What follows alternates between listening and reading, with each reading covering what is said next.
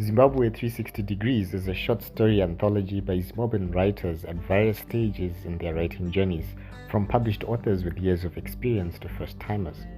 The body of work is a labor of love by the Writing Buddies community, compiled and supported by Upenyu Creativity. The short story anthology features 12 writers with 2 stories a writer and 1 bonus story, making it a collection of 25 stories. No one story is alike, but they have a unifying theme of being written by Zimbabweans residing locally and abroad, carving out a niche in the Zimbabwean literary space. The good.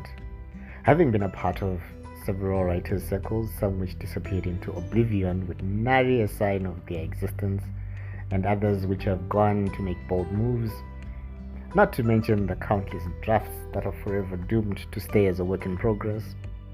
Seeing a group managing to get to publication is a win before one even reads a single word of the anthology.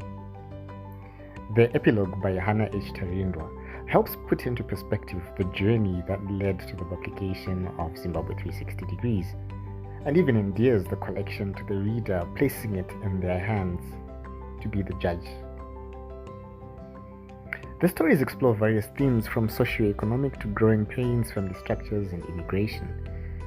Navigating the story collection is a roller coaster ride where you never know what each story will bring: a poignant melancholy or an optimistic outlook, love, death, birth, and everything in between, with a deeply relatable feel.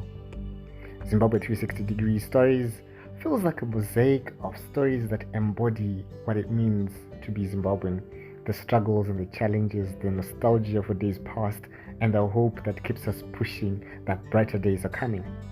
The stories come with the biographies of the writers, which not only helped one identify with an author, but even contextualize some of the stories to see why a particular writer made their characters behave a certain way, or why their stories carried a certain theme. The writers were drawing from their lived experience for inspiration. Another nice touch was the editors getting recognition in the book and not just a faceless footnote that this was edited by so-and-so. The bad. The thing with short stories, there's some gems which end on that dramatic note that will have you like, no, don't end it here, I need to know what happened after this. I hope some of those story ideas get to be fleshed out and soar like the butterfly they were meant to be. To the person who said that a short story must end on a dramatic cliffhanger, I say to you, the ugly truth. The book cover which we must not judge a book by. Reading multi-author anthologies can be quite a jarring experience, as switching between the various writing styles and themes is difficult. Some are light-hearted, others tragic, some are easier to get into, others need a bit more time to be fully immersed. But by the time you have a feel for the tale, it has come to an end and on to the next. If writers were the watchdogs of society, then we need to introspect as the stories of characters who go through the most to try and make it in life, from being a surrogate mother to drug trafficking, immigration, and even sacrificing relatives for that better life. Final thoughts.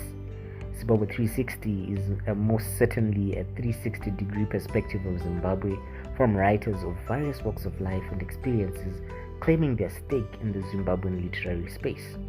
We need more of this, demystifying the writing process and dissolving the gatekeeping of the stories we can write about ourselves.